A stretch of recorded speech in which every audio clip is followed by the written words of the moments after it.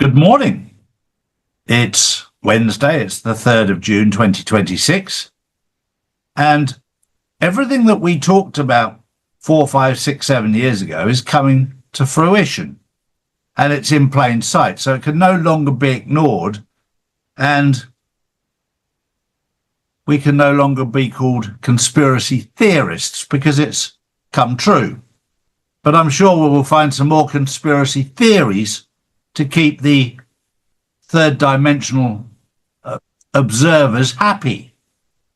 However, I said 6, 7 years ago that Israel would be last, and Israel is being last, and it will be taken out by Iran. That's happening in plain sight, even though mainstream media is desperate to stop that information coming out, because mainstream media, of course, is controlled by Israel. But we're now seeing them in complete and utter panic mode, to such an extent that Israel has turned its attention away from Iran and said, we'll take on Turkey. Good luck with that one. I'm married to one. 95% perfect, 5% terrorist.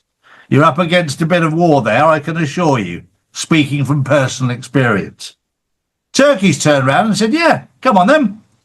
If you want to take us on, we'll make you a part of the Greater Turkey plan. Instead of your Greater Israel plan, we'll make you part of the Greater Turkey plan. And I believe them. I know the mentality of the Turks.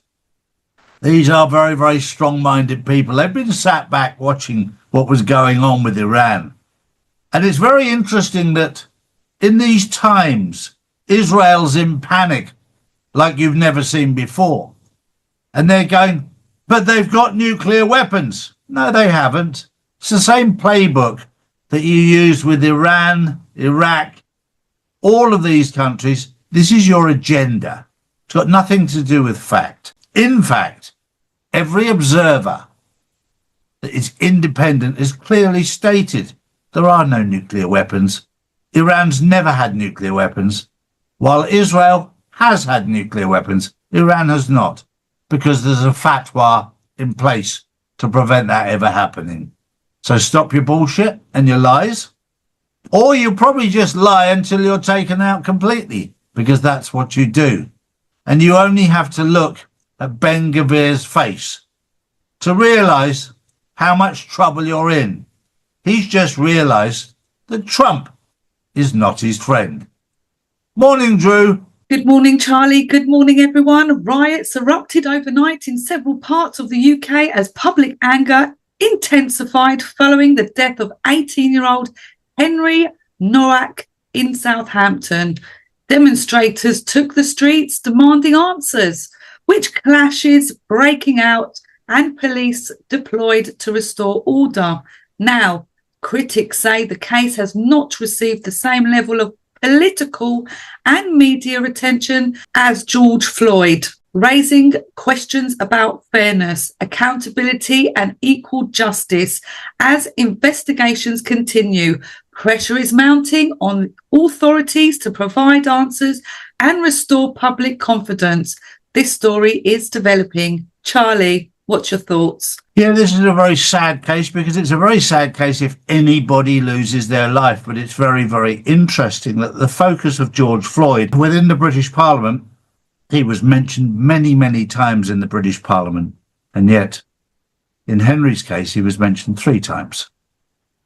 And this is all part of the exposure. And it's very sad that a young man has to lose his life. There's no interest in young white men losing their life. There's no interest in that. It either has to be a Pakistani losing his life or a black man losing his life to get any attention. Now, I'm not a racist.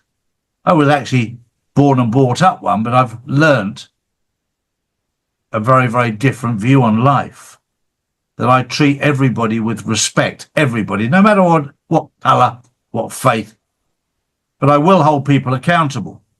But it's very, very clear in the United Kingdom, under a Labour government, and I state that the division is being stoked up on purpose to protect black and Asians over against ethnic whites. And that's wrong. Now, if you want equality, if that's what you want, then equality means equal. And very clearly, that's not happening. But I will say, on a positive note, that the police in the UK, without them knowing, and the military in the UK, without them knowing, have been infiltrated by good people who've been watching what's going on for the past 10 years. So we know the bad eggs and we know the good eggs. And the bad eggs, you'll be held accountable. So you're out there with your big bollocks because you've got yourself a baton, a gun and a taser. And you're out there bullying people. And in certain cases, in Henry's case, handcuffing him when he was dying until he died. You'll be held accountable. Not by me, by God. Judgment is coming on those people who are not doing the right thing. And it doesn't matter what faith you are. It has no impact at all what faith you are. There is good and bad in every single sector.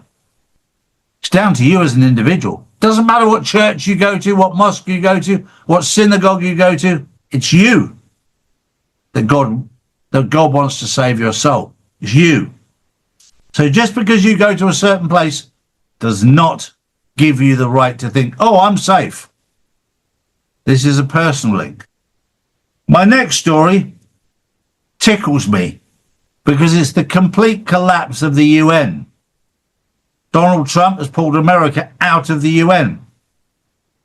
And just by chance, that means he's pulled the US out of 66, interesting number, other organizations to do with climate change, the World Health Organization, the World Economic Forum.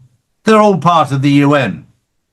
But with the US pulling out, the biggest funder and financier of it, and China pulling out, and a couple of others, their time is running out. In fact, it's run out. And they will no longer cease to exist. Probably by next year. We're watching the complete dismantling of a corrupt system that was supposed to be there to protect people, but became a war machine. It's very interesting that when certain organization people get power, they get corrupted. And that's exactly what's happened with the UN. Drew. Next up, New York. Critics of Mayor Zoran Mamdani's economic policies are pointing to reports claiming that 892 companies have left the state, taking an estimated $47 billion in income with them. Supporters argue the trend began long before Mamdani took office, while opponents say it highlights growing concern over taxes, regulation, and the cost of doing business. The debate over New York's economic future is only intensifying. This is what happens when you let monkeys run cities and countries who haven't got a clue about business. When a fisherman goes fishing, he has to invest in bait. When you run a state, you have to encourage business to come. Going back 35 years ago, my godfather was encouraged to move his business to Ireland. They did. In return, they got zero tax for 10 years. But they had to employ locals, which they did. And it massively boosted the economy of Ireland. In New York, Mamdani's there. Radical policies, out of control spending, failed vision. The guy's never run a business in his life. He hasn't got a clue what he's doing. And this is all being exposed, but it has to be exposed for the world to see that these lefties, these people in power, haven't got a clue. None more so than in the UK. The people in Parliament right now, I've never seen a collection of more incompetent people in my life. Back in the 60s and 70s, you had some very, very strong-minded politicians. None more so than people like Tony Benn. Yeah, well, whether you love him or hate him, I don't care. This man stood up for what he believed in.